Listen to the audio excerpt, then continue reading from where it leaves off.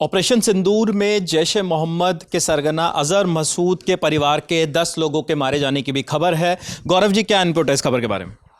देखिए, जैश ए मोहम्मद का जो सरगना है मसूद अजहर, मौलाना मसूद अजहर, उसके 10 परिवार वाले और 4 उसके करीबी मारे गए हैं। बहावलपुर, पंजाब, पाकिस्तान के पंजाब में बहावलपुर है, वहाँ उनका सेंटर है, जो मुख्यालय है, वहाँ पर इंडियन आर्मी ने अटैक किया है। और उसके बाद ये खबर आ रही है, और एक खबर ये भी आ रही है कि एजेंसियों के हवाले से कि मसूद अजहर ने कहा है कि मैं भी मर जाता तो अच्छा होता।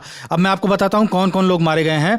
मौलाना मसूद अजहर की बड़ी बहन, उसके शौहर, उसका भतीजा, उसके भतीजे की बीवी, उसके भतीजे के जो बच्चे हैं, कहा जा रहा है कि वो भी इसमें मारे गए हैं, 5 बच्चे, और उसके 4 गुर्गे जो उसके 4 करीबी हैं, उनकी भी मौत हुई है इस हमले में।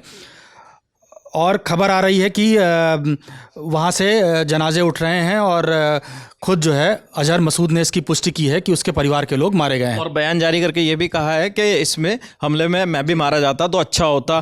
खैर, लेकिन अगर हम अजहर मसूद के बारे में या फिर जैश ए मोहम्मद के बारे में बताना चाहें, जितने भी लोग देखने वाले, कि अजहर मसूद कौन था?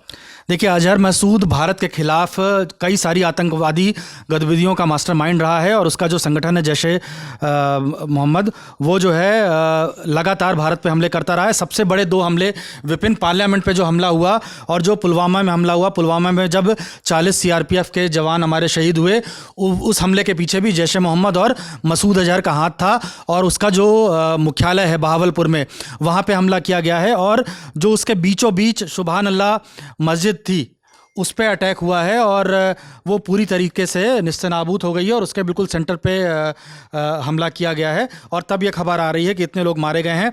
आपको मैं बता दूं कि दिसंबर 1999 में इंडियन एयरलाइंस की फ़्लाइट IC-814 हाईजैक हुई थी, काठमांडू से दिल्ली उड़ान भर रही थी, और उसको फिर कांधार ले जाया गया था।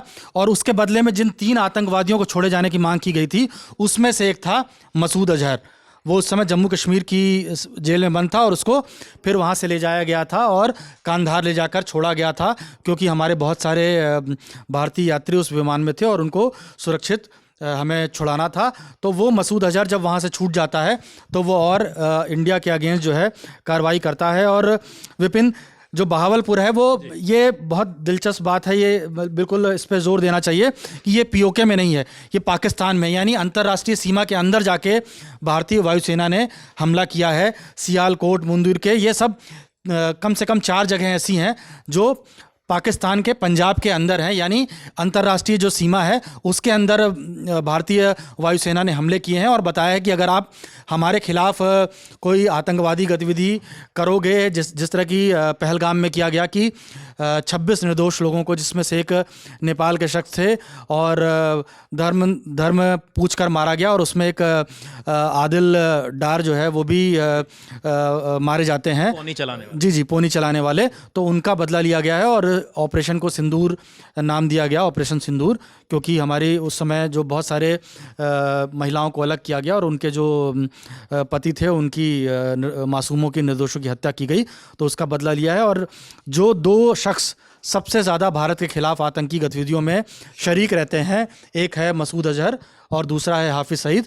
तो ये हम बहावलपुर की बात कर रहे हैं। मसूद अजहर को वहाँ पर एक चोट पहुंचाई गई है, बड़ी चोट पहुंचाई गई है, क्योंकि जब इस तरीके के हमले होते हैं तो उसके बाद ऐसे लोग सामने आकर कुछ नहीं बोलते हैं। और उन्होंने खुद आकर कहा है कि अगर इस हमले में मैं भी मारा जाता तो अच्छा होता। प्रधानमंत्री मोदी भी संबोधित कर रहे हैं, वो क्या बोल रहे हैं इस पर भी आपको वीडियो जल्द लल्लन टॉप पर मिलेगा। लगातार हम लोग लाइव भी हैं हमारे चैनल पर, जहाँ पर प्रधानमंत्री मोदी जो हैं वो संबोधित कर रहे हैं देश को। लगातार अपडेट्स आ रहे हैं, लगातार लल्लन टॉप पर वीडियोज़ आ रहे हैं। सेना की तरफ से जो वीडियो जारी किया गया वो भी अब तक पहुँचा है।